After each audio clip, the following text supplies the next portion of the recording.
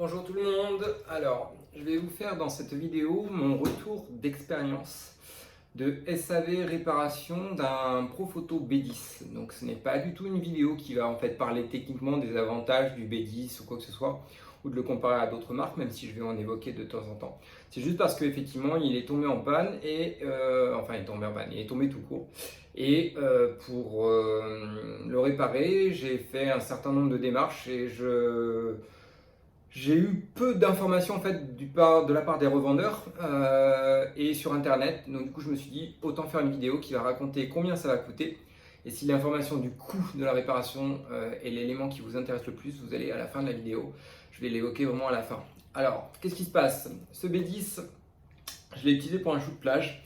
J'utilise très rarement en fait le Profoto, j'utilise du Godox en studio. Et à la plage, ça reste un outil qui est bien et qui résiste surtout à la chaleur par rapport à ses confrères. Donc voilà. Et le problème, c'est que je l'avais attaché sur le trépied et en sortant de la voiture, il n'y avait pas de protection. Il est tombé en fait de sa hauteur sur le sol et ben, ça a provoqué quoi? Ça a provoqué en fait peu de dommages visibles. Donc du coup, il arrivait sur place. C'était un jour où il faisait vraiment très très très chaud sur Montpellier. Et ben en fait, ça flashait pas. C'est-à-dire que toute la partie électronique marchait normalement, mais effectivement, dès que je voulais flasher ou le test, il n'y avait rien. Donc du coup, c'est une panne assez classique. Alors déjà aussi, effectivement, quand il est tombé en panne et qu'il ne flashait plus, il n'y avait pas de code d'erreur. Donc du coup, c'était exactement comme s'il fonctionnait, avec juste le flash en moins. Donc rentrer chez moi à Toulouse, je me dis quand même, il n'y a pas de truc électronique, donc c'est une panne simple. Ça peut être que le tube est clair. Donc du coup, j'ai voulu voir un petit peu et les prix du tube éclair et voir comment le remplacer. Sauf que pour vérifier si le tube éclair était en bon état, j'ai un peu trifouillé sur cette plaque en verre que j'ai cassée pour arriver à accéder au tube flash. Une fois que j'ai réussi à récupérer le tube flash comme son nom l'indique, c'est la partie qui génère le flash. Je me suis bien sûr dit, bah en fait c'est ça parce qu'il n'y avait plus de filament. Donc quand il n'y a plus de filament, il n'y a plus d'éclair, c'est un peu normal. De là, qu'est-ce que j'ai fait? J'ai regardé sur internet et puis là je me dis, mais c'est bizarre, je trouve pas de tube flash estampillé pour le B10. J'en trouvais pour d'autres références de Profoto, elles sont référencées sur le site de Profoto, mais il n'y avait rien sur le B10. Donc je me dis, tiens, c'est quand même bizarre.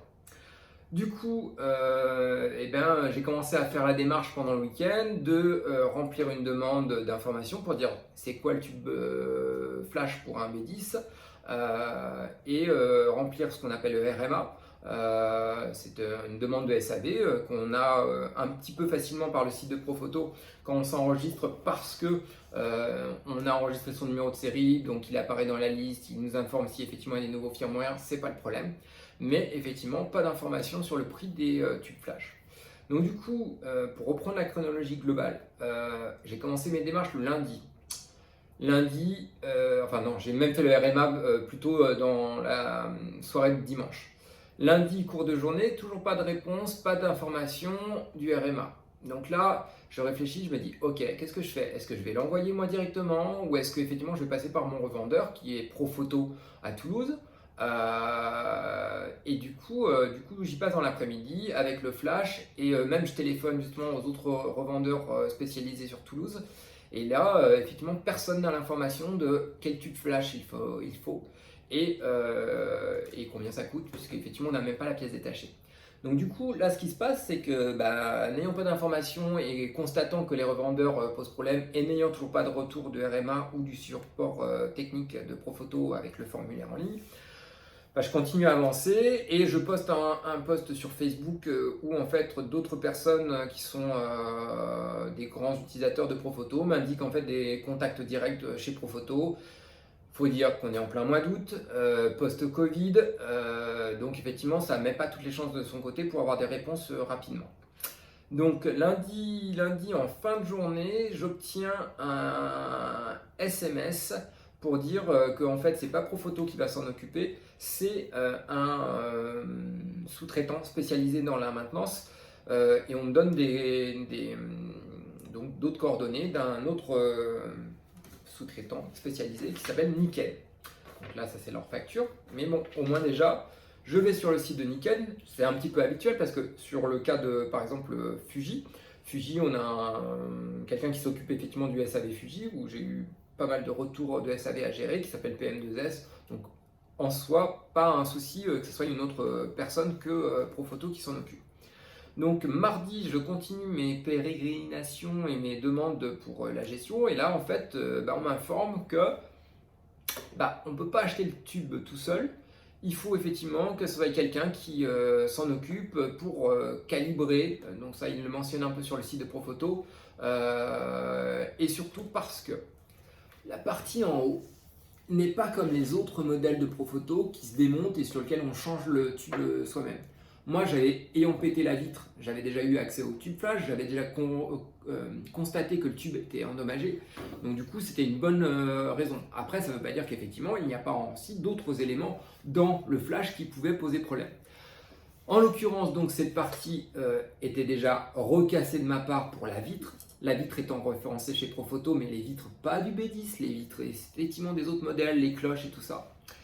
Donc du coup, ça avance. Et un autre souci un peu lié au Covid en ce moment, c'était l'acheminement. Parce que franchement, avoir utilisé la poste pendant le Covid, c'est juste infaisable. On ne sait pas où c'est. Et il faut quand même rappeler que ce flash coûte la modique somme de 1690 €. Donc du coup, j'ai pas trop envie de l'avoir dans la nature avec la poste. Échange fait avec Nikken, que ce soit par mail ou par téléphone, finalement j'avance et ils m'expliquent qu'effectivement sur leur site on fait une demande aussi de création de compte et de prise en charge, donc pas le RMA de Profoto sur lequel en fait il n'y a jamais eu de réponse directe de Profoto sur le RMA, c'était effectivement une information après en externe. Mais bon, du coup je commence à faire et on me donne le prix du tube, que le prix du tube. Et on me dit 190 € hors taxe. Donc 190 € hors taxe, ça fait à peu près 235-240 € TTC. Ce qui est quand même beaucoup plus cher que le prix d'un tube éclair chez Profoto pour les autres modèles de puissance équivalente. Donc déjà, ok, pourquoi c'est pas le même prix? Mais surtout, on m'insiste en me disant, cette partie-là, la bague en métal qui contient le verre, on ne peut pas l'utiliser et la manipuler tout seul. Et c'est vrai que je ne sais pas comment faire pour la retirer. Bon, donc grosso modo, rassuré par Nikken qui m'explique que ça va être envoyé par UPS, je me dis, bon allez, c'est bon, je vais faire l'expérience globale de la maintenance et voir combien de temps ça allait prendre, combien ça allait me coûter à la fin, et si les informations étaient fiables. Donc au final, il y a eu un petit flottement aussi chez Nikken parce que le site est très orienté pour les professionnels. Mais quand je dis professionnel, c'est pas les professionnels comme moi, je suis professionnel photo, mais je ne suis pas professionnel revendeur photo. Donc la création de compte en fait n'est pas la bonne étape qu'il faut faire et effectivement le site n'est pas forcément très intuitif. Il faut effectivement aller sur le site, regarder tout en bas et là faire une demande de réparation. Sauf que Nikken est assez récent dans le process de Profoto et il n'y a pas de section flash. Donc du coup vous avez prendre en charge appareil photo, objectif, mais flash il n'y a pas. Donc moi, guide que je suis, quand le formulaire ne s'adapte pas totalement, je suis là en me disant ok, on va être mal routé, ça va être perdu, ça va être le bordel et tout ça. Donc du coup, grosso modo, après encore échange téléphonique ou par mail sur la création de compte. Donc déjà, la création de compte, c'est pas moi, je la crée à partir de 0, c'est pas trop grave, on m'a redonné un numéro de code client que je remplis. Tout ça pour en fait avoir quoi? L'étiquette UPS que je peux payer en ligne. Donc on paye d'abord son étiquette UPS, mais au moins c'est au prix négocié. Donc du coup c'était autour de 15 €.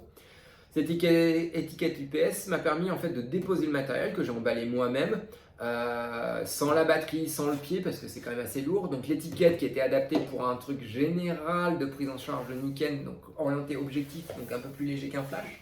Enfin, ça dépend des objectifs.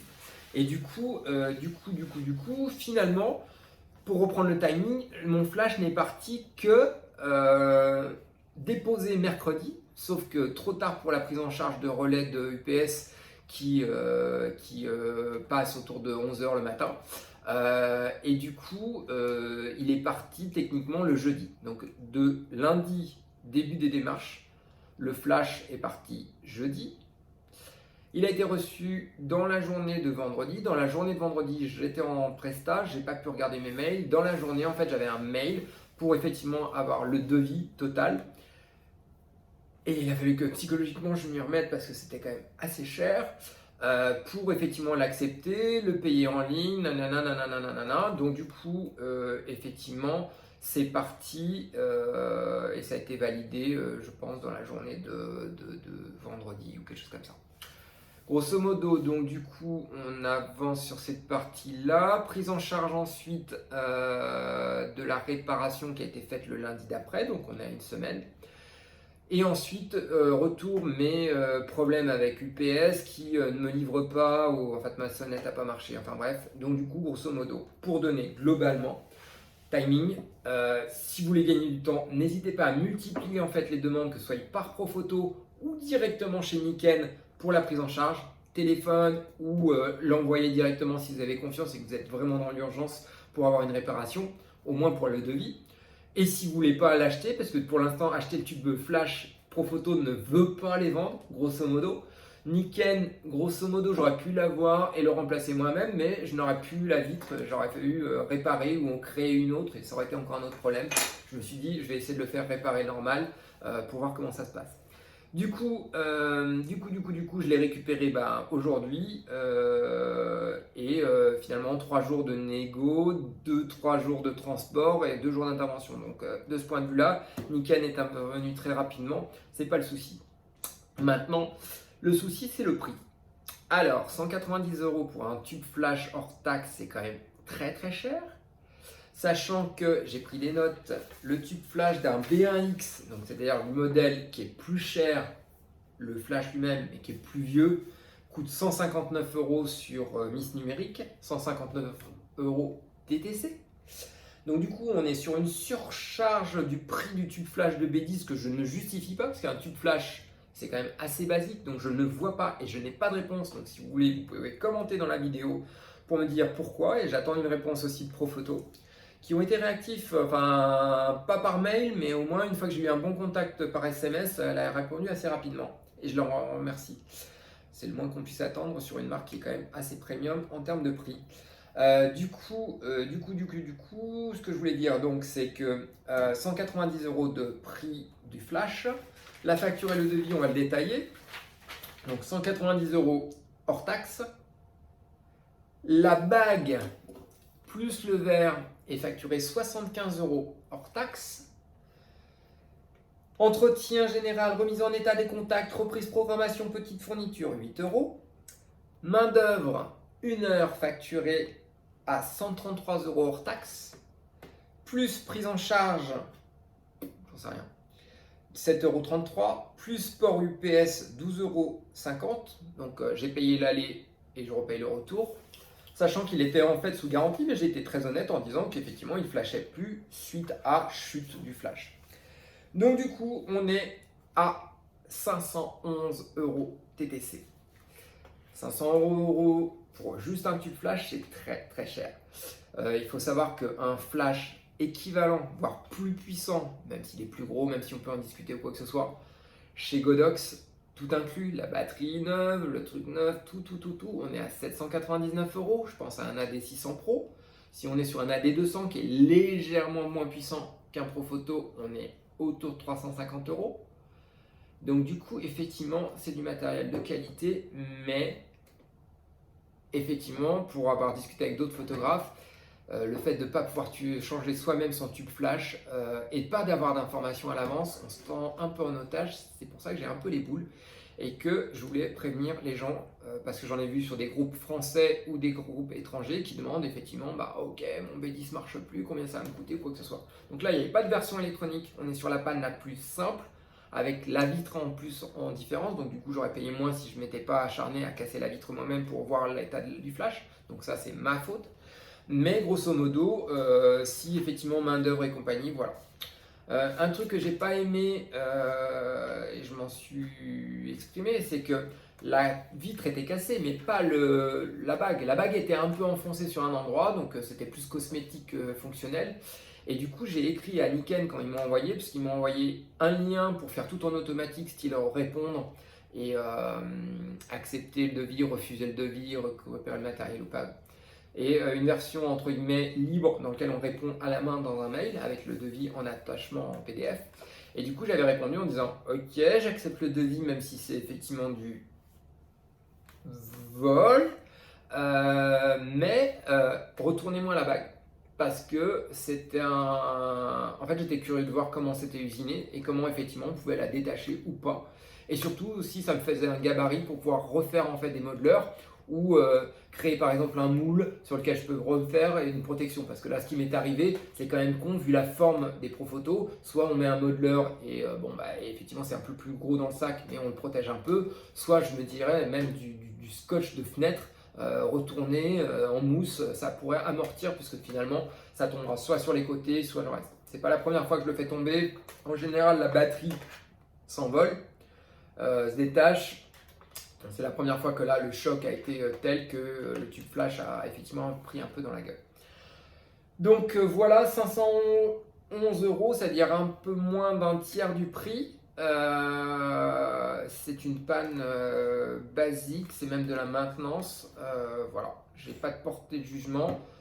11 jours, une dizaine de jours si vous optimisez bien, voire une semaine si vous optimisez vraiment bien pour faire l'aller-retour. Donc là, c'est bon. C'est juste multiplier les contacts pour être sûr que quelqu'un vous entende, même si vous pouvez paraître relou. Et je fais du support technique pour une société de logiciels en plus. Et je sais que c'est chiant quand les gens vous appellent 2 fois et que vous n'avez même pas eu le temps d'aller pisser et qu'on vous envoie 2 mails. Mais bon, la preuve, j'aurais pu gagner 3 jours sur le truc général. Voilà, c'est très très très difficile à avaler un prix comme ça et il faut le savoir. Et c'est vrai que le matériel est cool, mais techniquement, il y a eu de moins en moins d'écart avec du Godox. Le Godox, par contre, s'il tombe en panne, vous n'allez même pas essayer de le réparer, mais parce que finalement, ça va être le coût de la réparation, avec un truc neuf, avec une batterie neuve, donc une batterie en plus, un chargeur en plus, un tube flash neuf, un corps en plus, donc du coup, ouais, ça se réfléchit, quoi. Je voulais juste faire aussi une petite anecdote, c'est sur la marge générale, parce que là, effectivement, les marges des pièces détachées et la réparation, je ne suis pas spécialiste, mais ça coûte quand même vraiment un peu cher. Un outil comme ça, qui est un autre flash de chez Profoto, qui est un gadget, c'est un flash LED qu'on utilise surtout pour le smartphone, mais qui est compatible avec les autres aussi. Je l'ai acheté dans les premiers jours parce que je suis comment on appelle ça, trouble obsessionnel d'achat. Enfin bref, j'achète beaucoup de conneries. Enfin de gadgets, pardon, c'est pas que je... Ça coûtait 500 €, ils l'ont passé à 300 €. Donc ça vous imagine la marge qu'il y a encore, ou alors ils veulent vraiment s'en débarrasser, mais même, voilà, il y a 200 € de moins TTC sur un petit flash, c'est que vraiment, voilà. Donc oui, le service y est, mais se justifie pas. Autre anecdote, la télécommande de chez Profoto, qui a pourtant beaucoup moins de fonctionnalités finalement que l'équivalent chez Godox. Là, on est à 70 € TTC. Là, au prix Profoto, on est à 370 € une télécommande. Le truc que vous pouvez perdre facilement, que vous pouvez multiplier en fonction du nombre de marques, puisque là c'est celle pour Fuji. Chaque télécommande doit être celle du fabricant à cause des griffes, c'est une compatibilité matérielle. Du coup, effectivement, là aussi la marge elle doit être énorme et c'est un peu chaud, quoi. Et en plus, il y a des fonctionnalités qui sont pas, et franchement, c'est pas cool du tout. Donc voilà, bout à bout, c'est vrai que ça fait un peu refroidir sur l'utilisation de Profoto en général. Je ne condamne pas, ça dépend vraiment de vos moyens. Si vous avez envie d'avoir quelqu'un avec un interlocuteur facile à accéder ou pas, même si là je suis tombé un peu mal au niveau timing. Voilà, 511 €, une réparation de une vitre, l'aller-retour et le tube flash. Voilà, voilà. Bon, à vous de voir, commentez si vous voulez, n'hésitez pas si vous avez besoin d'informations, et puis je mettrai à jour aussi si j'ai d'autres informations de Profoto. Merci beaucoup.